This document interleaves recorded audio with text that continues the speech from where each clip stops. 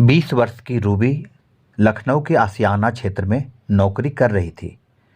देखने में वह अत्यंत आकर्षक तो नहीं थी, लेकिन उसकी चुलबुली स्वभाव और तीखे नैन नक्श में एक अलग सा आकर्षण था, जिससे लोग सहज ही उसकी ओर खींचे चले आते थे।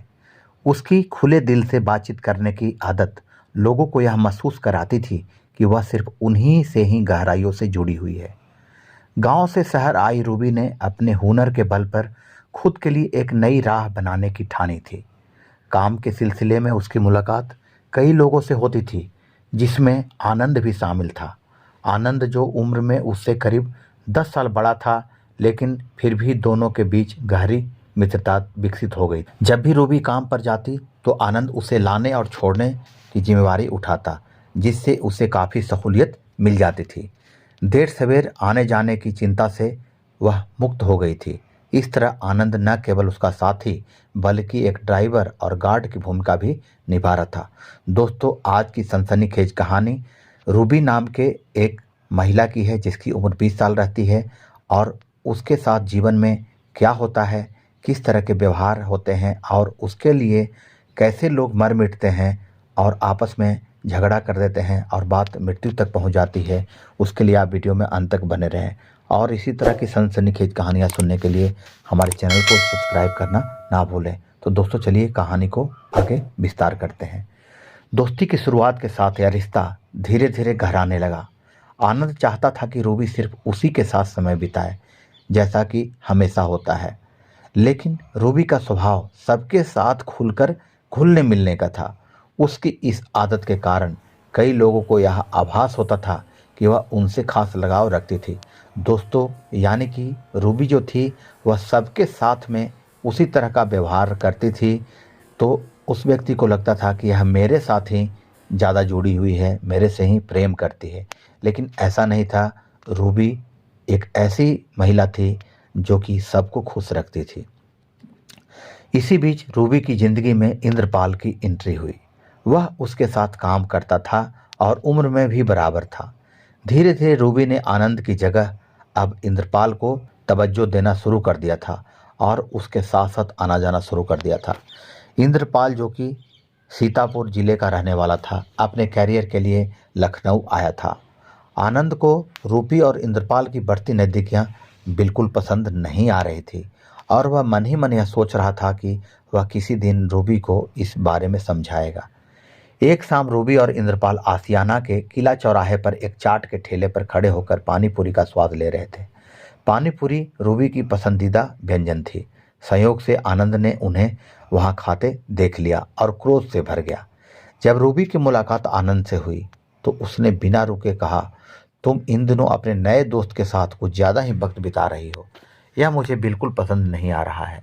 अगर मुझ में कोई कमी है तो बताओ, लेकिन तुम्हारा इस तरह किसी के साथ घूमने में लेकिन इस तरह से तुम किसी के साथ घूम रही हो, यह मुझे कतई अच्छा नहीं लग रहा है।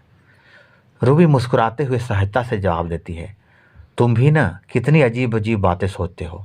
हम सिर्फ अच्छे दोस्त हैं। कभी कभी उसके साथ बाहर चली जाती हूँ तो इसमें कोई बड़ी बात नहीं है। इसमें हमारे रिश्ते पर कोई असर नहीं पड़ेगा। तुम यूं ही नाहक चिंता कर रहे हो। आनंद गंभीर होते हुए बोला, देखो, तुम्हें फर्क भले न पड़ता हो, लेकिन फर्क मुझे पड़ता है। मैं इसे सहन नहीं कर सकता। मेरे जानने वाले कहते हैं कि देखो, तुम्हारे साथ रहने वाली रूबी अब किसी और के साथ घूम रही है और न जाने क्या क्या बातें करते हैं। रूबी ने सहायता से कहा, लोगों का क्या, वे तो बस बातें बनाते रहते हैं। तुम उनकी बातों पर ध्यान मत दो। असली सवाल यह है कि तुम मुझ पर यकीन करते हो या नहीं, क्योंकि अगर तुम मुझ पर भरोसा करते तो इन बातों की परवाह ही नहीं करते। रूबी और आनंद के बीच तनाव बढ़ता जा रहा था। दोस्तों, आनंद ने रूबी से कहा, रूबी, मैं ये सब नहीं जानता। बस मुझे तुम्हारा उस लड़के के साथ रहना पसंद नहीं है। जिस तरह से तुम उसके साथ घूमती फिरती हो, उससे साफ लगता है कि तुम कुछ मुझसे छिपा भी रही हो। रूबी को आनंद का यह रवैया बिल्कुल पसंद नहीं आ रहा था। उसने बहस करना ठीक नहीं समझा और चुपचाप वहां से चली गई। लेकिन उसके मन में यह ख्याल आने लगा कि आनंद से कैसे पीछा छुड़ाया जाए। इधर आनंद भी यही सोच रहा था। उसने रूबी के चाचा से मुलाकात की और इस तरह से बातें बताई कि वे रूबी पर नाराज हो गए, क्योंकि उसने घुमा फिराकर बातें उसके चाचा से बताई थी। जब रूबी ने उसकी कोई बात नहीं मानी तो चाचा गुस्से में बोले, रूबी, अगर तुम्हें मेरी बात नहीं माननी तो नौकरी छोड़कर घर बैठो। इस तरह से बदनामी कराने से कोई फ़ायदा नहीं है। रूबी समझ गई दोस्तों कि उसके चाचा भी आनंद की बातों में आ चुके हैं। वह जानती थी कि अब कोई सफाई देने का फ़ायदा नहीं है और वह एक लड़की थी, इसलिए वह समझती है कि उसे चुप रहने में ही भलाई है, इसलिए वह वहाँ पे चुप रह जाती है। अगले दिन रूबी ने इंद्रपाल को यह सारी बातें बताई कि आनंद ने किस तरह से उसके चाचा से क्या बातें जाके कही है। इंद्रपाल ने उसे दिलासा देते हुए कहा, रूबी, हम यह दोस्ती नहीं तोड़ सकते। मुझे कोई डर नहीं है। जब तक तुम नहीं चाहोगी हमें कोई अलग नहीं कर सकता। रूबी को पता था कि आनंद अपनी बात का पक्का है और अपनी जीत को पूरी करने के लिए कुछ भी कर सकता है। उसे इस बात की चिंता थी कि कहीं आनंद और इंद्रपाल के बीच झगड़ा न हो जाए, इसलिए वह दोनों के बीच किसी भी तरह की गलतफहमी नहीं चाहते थे। रूबी ने इंद्रपाल से दूरी बनानी शुरू कर दी, लेकिन यह बात इंद्रपाल को समझ में नहीं आ रही थी। एक दिन जब उसने रूबी से इस दूरी का कारण पूछा तो रूबी ने कोई स्पष्ट जवाब नहीं दिया। यानी कि दोस्तों, जब रूबी यह महसूस करती है कि मेरी वजह से इंद्रपाल और आनंद के बीच में झगड़ा हो सकता है, इसलिए धीरे धीरे तिनका तिनका वह इंद्रपाल से भी दूर होने लगी थी। लेकिन यह सब बातें छिपी नहीं रहती है, इसलिए इंद्रपाल को भी एहसास हो जाता है कि वह उससे दूर हो रही है। इसलिए इंद्रपाल कई बार रूबी से बात करने की कोशिश करता है और कभी कभी जोर ज़बरदस्ती भी करना चाहता है। इस पर रूबी ने साफ शब्दों में कह दिया था, मैं यह नहीं चाहती कि मेरी वजह से तुम्हें कोई परेशानी हो। बेहतर होगा कि तुम मुझसे दूर ही रहो। इस बीच आनंद लगातार रूबी पर निगाह रखे हुए था। उसे लगा कि इंद्रपाल उसकी राह का कांटा बन रहा है। हालांकि उसने यह बात रूबी को नहीं बताई थी, लेकिन उसके मन में इंद्रपाल को रास्ते से हटाने का खतरनाक प्लान आ चुका था। इस योजना को सफल बनाने के लिए आनंद को रूबी की मदद जरूरी थी, ताकि वह इंद्रपाल को एकांत में बुला सके। लेकिन रूबी इसके लिए तैयार नहीं थी, क्योंकि वह नहीं चाहती थी कि कुछ ऐसा हो जिससे कि इस तरह की घटनाएं घटे। जब आनंद ने उसे यह कहकर समझाया कि वह सिर्फ इंद्रपाल को समझाना चाहता है, तो रूबी मान जाती है और रूबी इंद्रपाल को बुलाने के लिए हामी भर देती है। तारीख थी 15 जून 2018। रूबी इंद्रपाल को फ़ोन करके किला चौराहे पर मिलने के लिए बुलाती है। इंद्रपाल के लिए यह बहुत खुशी की बात थी, इसलिए उसने बिना कुछ सोचे समझे वहां पहुंचने का फैसला कर लिया था।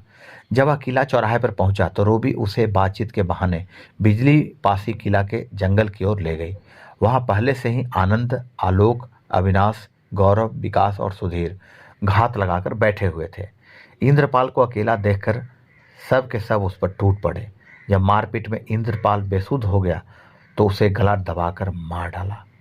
बाद में शव की पहचान छिपाने के लिए पेट्रोल डालकर उसे जला भी दिया। लखनऊ के थाना आशियाना क्षेत्र में एक युवक की लाश मिलने से सनसनी फैल गई थी। पुलिस ने जांच शुरू की और शव की शिनाख्त सीतापुर निवासी इंद्रपाल के रूप में की। सूचना मिलते ही इंद्रपाल के पिता राजा राम यादव लखनऊ पहुंचे और बेटे का अंतिम संस्कार करने के बाद अपराधियों की खोज में पुलिस का सहयोग करने लगे थे। थाना प्रभारी जितेंद्र प्रताप सिंह ने मामले की जांच शुरू की, जिसमें और भी तेज तर्रार अधिकारियों को साथ में लिया गया था। पुलिस ने इंद्रपाल के मोबाइल फ़ोन की जांच की तो उसमें रूबी नाम की लड़की का नंबर मिला, जिससे लगातार बातें की गई थी। घटना के दिन भी रूबी के फ़ोन से इंद्रपाल को कॉल किया गया था, जिससे पुलिस को अहम सुराग मिल गया। जांच में पता चला कि रूबी के चाचा ने उसे इंद्रपाल से मिलने से रोका था और उसकी नौकरी भी छुड़वा दी थी। एसपी अनुराग बस के अनुसार इंद्रपाल को धोखे से बुलाकर हत्या की गई और पहचान छिपाने के लिए उसके चेहरे को जलाने की कोशिश की गई थी। जब पुलिस ने रूबी से पूछताछ की तो उसने शुरुआत में टाल मटोल की, लेकिन सबूतों के सामने आने पर उसे अपराध कबूल करना ही पड़ा। पुलिस ने रूबी के अलावा आनंद के साथियों आलोक, अविनाश, गौरव, विकास और सुधीर को भी गिरफ्तार कर जेल भेज दिया।